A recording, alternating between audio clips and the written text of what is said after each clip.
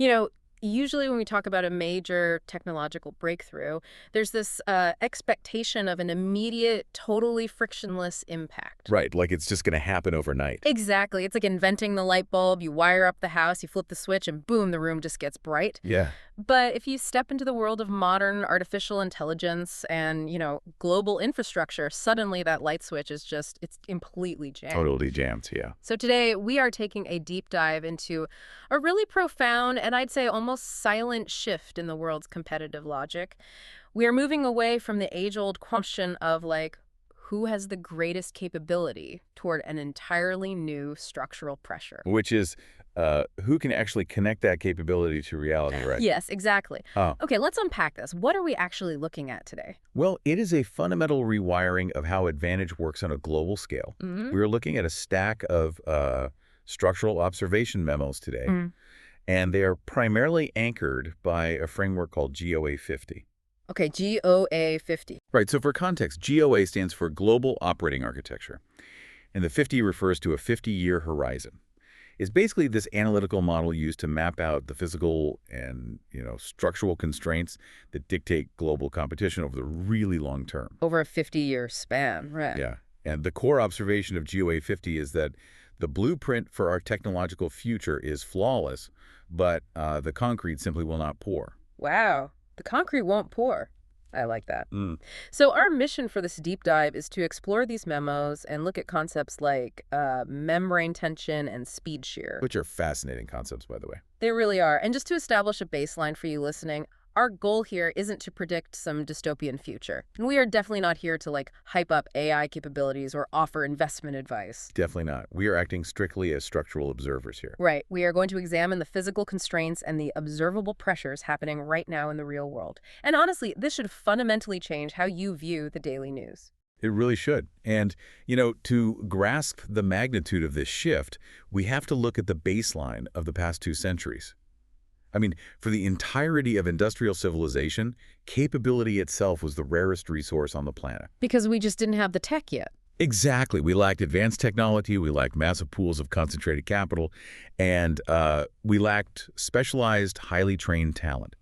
So because capability was so incredibly scarce, global competition naturally revolved around owning it. Like owning the literal blueprints. Right. If you have the proprietary steam engine design or the automated factory or, the absolute best aerospace engineers, you held the ultimate strategic advantage. So the moat was the invention itself. I mean, nobody else could easily replicate the code or the machine. Precisely. But here's where it gets really interesting. The GOA-50 thesis argues that we are now living in a highly connected, hyper-capitalized society where capability is no longer the primary bottleneck. Yeah, that bottleneck is gone. Right. I mean, the AI exists. The massive pools of global funding are just sitting in bank accounts. The global army of software engineers is already deployed. And open source models mean that world-class capability is widely distributed. The barrier to entry for pure capability has just plummeted. I mean, software is infinitely reproducible at zero marginal cost. Yeah. The parameters of these AI models are scaling exponentially, but the models themselves are rapidly becoming commoditized. It's like we spent a century competing to build the world's fastest sports car. We poured all our energy, all our capital, our entire educational system into making the engine faster and faster. Best engine possible, yeah. And now everyone has a supercar sitting in their garage, but we're suddenly realizing, nobody built any roads. That is a perfect visualization. It really captures the essence of the problem, but we actually have to take it a step further. It is not just that there are no roads. Okay, what is it then? It's that the tools and the speed required to build the roads are fundamentally incompatible with the tools used to build the car. You have this immense roaring engine of digital capability, right? The algorithms, the capital, the talent, it's all revving in the driveway. Just waiting to go. But without a physical path to travel on, the theoretical top speed of that car is entirely irrelevant. Having the capability is just no longer enough if we cannot actually deploy it. Which forces us to look at what the actual scarce resource is today. And the GOA-50 memos introduce this concept of access, or the rite of passage. The rite of passage. Access is rapidly becoming the single most scarce resource on Earth. The competition is no longer about the intelligence of the AI. It is about the physical constraints binding those digital systems to the physical world. And those physical constraints are severe, Yeah. and they are multifaceted. We aren't talking about a lack of training data or algorithmic efficiency here. Sure. We are talking about the sheer inability to connect a data center to the electricity grid. We are talking about securing millions of gallons of water for evaporative cooling. Which is wild to think about. Right. We are talking about local zoning permits, congested shipping ports, the construction of high-voltage transmission infrastructure, and the refining capacity for rare earth metals. Okay, but let me play devil's advocate here because I struggle to buy this entirely. Go for it. We've seen trillion-dollar tech companies warp physical reality before. I mean, just look at how e-commerce completely re-engineered global logistics and warehousing over the last 20 years. That is a fair point. So if capital isn't the problem and the code isn't the problem, why can't tech money just bulldoze through these local zoning laws or build their own power plants? Like, why is this a hard wall instead of just a speed bump? Because you cannot bribe the laws of physics. Right. And you really cannot easily bypass deeply entrenched legal frameworks. Okay, give me an example. Let's take high-voltage transformers, for example. A massive AI data center requires these highly specialized transformers to step down power from the transmission grid. Right? You cannot just order these on Amazon. There is currently a 3 to 5 year global backlog for these transformers. Wait, really? 3-5 years? Yeah, and why? Because they require a highly specialized material called grain-oriented electrical steel. And that is only manufactured by a handful of facilities globally. Oh, wow. You can throw $10 billion at the problem today, but you physically cannot force a steel mill to materialize out of thin air and produce complex metallurgy by tomorrow. So the supply chain itself is inherently inelastic. It simply does not bend to the sudden introduction of massive capital. Exactly that. And then consider water rights, which is heavily emphasized in the GOA-50 framework. Modern AI data centers run incredibly hot. Right, they need all that cooling. Yeah, they require millions of gallons of water for cooling. And in places like the American West, water operates on a legal doctrine called prior appropriation, which basically means first in time, first in right. Okay. So a tech giant with $1 trillion market cap cannot necessarily outbid a century-old alfalfa farm for water rights if the state legally protects that agricultural usage.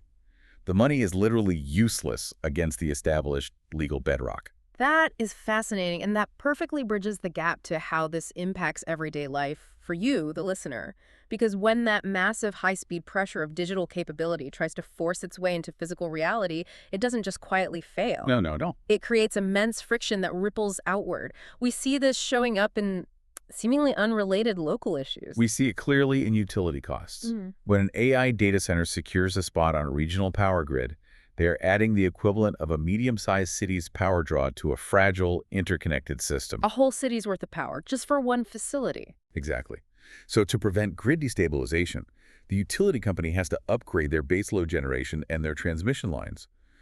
And those infrastructure costs are often socialized across the rate base. Ah, so it gets passed on. Right. The local residents opening their monthly electric bills end up feeling the physical footprint of global AI development. We also see it in housing and land use, right? The memos outline how land previously earmarked for residential expansion is suddenly getting bought up for industrial zoning. Yes, and simply because it sits at the rare intersection of a major fiber optic trunk line and a heavy-duty power substation. Wow. It creates artificial land scarcity in specific regional pockets.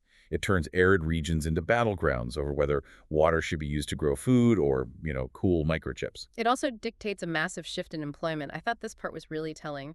The most valuable personnel in the tech sector are slowly transitioning away from pure software engineering. Because AI can increasingly write its own code. Exactly. So the premium shifts to the people who can actually navigate the physical deployment. The ultimate leverage belongs to grid interconnection engineers, land use lawyers, supply chain logisticians, and permitting expediters. The people who actually know how to pour the concrete and navigate the bureaucracy. If capital and code are abundant, the human capital required to manipulate the physical world becomes the new bottleneck. Which brings us to the core mechanism driving this entire crisis. The GOA-50 sources refer to it as speed shear or interference. Yes, speed shear. This is a crucial concept. The bottleneck isn't just that we forgot to build a few power lines. It is a fundamental structural collision between high-speed operating systems and low-speed operating systems. Right. And let's define those systems because the memos lay this out brilliantly. You have financial markets. the capital funding this entire race. Financial markets move in microseconds. Algorithms allocating billions of dollars globally in the blink of an eye. Exactly. Then you have the AI development layer. A new model drops, iterates, and shifts the entire technological paradigm in a matter of weeks. Those are the high-speed OS layers. And they're crashing headfirst into the physical OS layer, the power grids, the local permitting systems, the environmental impact studies, the industrial construction timelines. Right. Those systems operate on a low-speed OS. They take years, often decades, to execute. It's like trying to download a terabyte of data onto a physical floppy disk. Oh, that's a good way to look at it. The internet speed is blazing fast. The data is ready. But the physical spinning disk literally cannot write the data fast enough to accommodate the transfer. The physical media is a rigid bottleneck. That mechanical analogy is spot on. The digital world generates capability at an exponential curve, but the generation of physical connection moves linearly at best. At best, yeah. We are hitting the absolute limit of connection speed, not capability limits. The digital world wants to move at the speed of light, but the physical world still operates at the speed of pouring concrete, laying copper wire, and, waiting for a county commissioner to approve an environmental review. What's fascinating here is that the physical world just won't be rushed. But let me challenge this again. Hasn't technology always moved faster than physical infrastructure? Think of the early internet. Sure. We had the World Wide Web, but we were stuck on agonizingly slow dial-up modems for years before broadband and fiber optics were finally laid down. We survived that bottleneck. Why is this current membrane tension, as the memos call it, any fundamentally different from the dial-up era? Well, the dial-up era was a digital transmission issue constrained by existing physical copper lines. The infrastructure eventually caught up because the physical demands, like laying cleaner lines or switching to fiber, were relatively straightforward supply chain problems. Okay, so it was just a matter of time. Right, the gap was large, but it wasn't insurmountable. Today, the speed differential is so fast and the physical requirements are so heavy, we're talking gigawatts of power, millions of gallons of water, specialized metallurgy, that the physical world acts as a rigid membrane. It doesn't flex. It resists. It resists entirely. Correct. I mean, if you want to connect a new hyperscale data center to a regional transmission organization in the United States right now, you enter an interconnection queue. That impact study alone takes 4 to 7 years. 4 to 7 years just for this study? Yes, because you are adding massive continuous load to an alternating current system that must maintain a perfect 60 Hz frequency. If you bypass this study and just plug it in, the grid destabilizes and you cause cascading regional blackouts. Wow. The physics of alternating current creates a mandatory regulatory backlog. So the financial systems are demanding megawatts of power tomorrow, and the physical grid is legally and scientifically bound to offer a substation upgrade in, 2031. Exactly. That friction is the membrane tension. The two operating systems are structurally incompatible. And because the physical infrastructure cannot speed up to match the digital world, the limited slots within that physical infrastructure become the most prized possessions on Earth. Here's where it gets really interesting. This leads to the ultimate conclusion of the GOA-50 analysis. We are witnessing a monumental shift in global strategy. The world is moving from a production competition to a connection competition. Yes. Nations, cities, and massive corporations are abandoning the fight over who can produce the smartest code and are instead fighting over connectivity. We must carefully separate the concept of ownership from the concept of access here. Capability, like an open-source AI model, or the architectural blueprint for a hyper-efficient server rack that can be shared infinitely. Right, copy and paste. But the physical pathways required to make that software execute in the real world cannot be shared. Space on a highly congested power grid cannot be copied. Water from a local river cannot be downloaded. A shipping lane through a major strait has a finite volumetric capacity. Therefore, the connection right supersedes the technology itself as the ultimate strategic resource. The sources refer to this as a strong gradient, meaning this isn't just some theoretical future state. It's happening now. It is an observable, immense pressure happening across the global economy today. The geopolitical and corporate focus has shifted away from who is the strongest to who is allowed to pass through. So what does this all mean? It's like the global economy used to be about who could manufacture the best goods. Now it's like everyone has the goods, but there's only one toll bridge out of town. Right. The person who owns the easy pass for that bridge holds all the power. If the capability to produce world-class goods is universally distributed, the goods themselves lose their premium value. The premium value transfers entirely to the easy pass, the connection, right? And that fundamentally alters how we evaluate power and advantage. For decades, the metric for evaluating a company or a nation was their proprietary technology. You looked at their R&D budget, their patent portfolio, their closely guarded algorithms. Yeah, that was always the benchmark. But if the technology layer is increasingly commoditized or open, that metric becomes useless. The new metric of power is structural. Look at their guaranteed power purchase agreements. Look at their mineral rights. Look at their fast-tracked regulatory permits. It's a fascinating paradox. Yeah. We are driving toward the absolute cutting edge of the digital future, only to find ourselves returning to the most primal laws of physical geopolitics, like land, water, and power. Because the low-speed OS of the physical world doesn't magically accelerate just because the high-speed OS of AI demands it. The physical world acts as a hard bottleneck, and whoever controls the bottleneck controls the flow of the future. You don't necessarily need to out-innovate your competitor. You just need to lock up the local power substation and the water rights before they do. When you look at the news through this lens, the headlines read very differently. If you see an announcement about a massive new AI funding round or a benchmark-shattering model, that's just capability. That's the sports car. Just the car, yeah. But if you see a tech company quietly buying up thousands of acres of agricultural land next to an aging nuclear power plant, that's the road. That's the membrane tension manifesting in real time. That is where the actual competitive advantage is being cemented. And it explains the immense friction we are seeing at the local government level. City councils and county commissioners are suddenly sitting across the table from trillion-dollar tech conglomerates demanding zoning exceptions. Talk about a culture clash. Completely. The local government operates on a low-speed OS designed to protect community stability, while the global tech firm operates on a high-speed OS desperate to deploy capital. The friction isn't necessarily malicious. It is just a product of fundamentally incompatible speeds. So, synthesizing all of this for you listening, we have quietly but forcefully shifted from a capability deficit to a connection deficit. Right. For a century, human progress was constrained by our inability to build the smartest machine. Now, the machines are brilliant, the capital is virtually infinite, but the physical reality, the electricity, the copper, the water, the permits, has become the rigid membrane holding it all back. This GOA-50 framework provides a crucial lens for observers. When you evaluate the trajectory of a technology, a corporate entity, or a geographic region, you can no longer afford to just look at the genius of the intellectual property. Oh, no. You must examine their rite of passage. You have to look at who is doing the unglamorous decades-long work of securing the physical pathways to turn digital potential into physical reality. The era of competing entirely on who is the strongest is fading out. We are fully entering the era of competing on who is allowed to pass through. And it is worth reiterating that this is an observation of friction, not a prediction of systemic collapse. The grid isn't failing, and the world isn't ending. Good to know. Yeah. What we are observing is the intense structural tension between the digital speed of thought and the physical speed of concrete.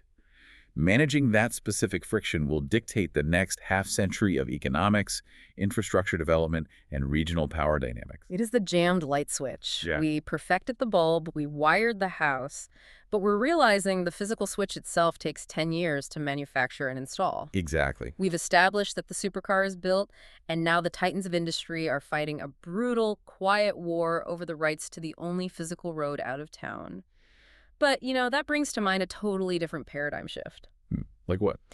If physical access, the power grid, the water, the copper is the ultimate toll bridge, maybe the next great technological breakthrough isn't a smarter AI that requires a gigawatt of power. That's an interesting thought. Right. Maybe the ultimate circumvention is a dumber, highly efficient AI specifically optimized to run on low-power, disconnected, inferior hardware, bypassing the toll bridge entirely. That would fundamentally change the structural gradient. Mm. I mean, if you can't buy access to the passage, you engineer a system that no longer requires the passage to survive. Which leaves us with a fascinating thread to pull on. If access becomes more valuable than capability itself, what should we be observing next?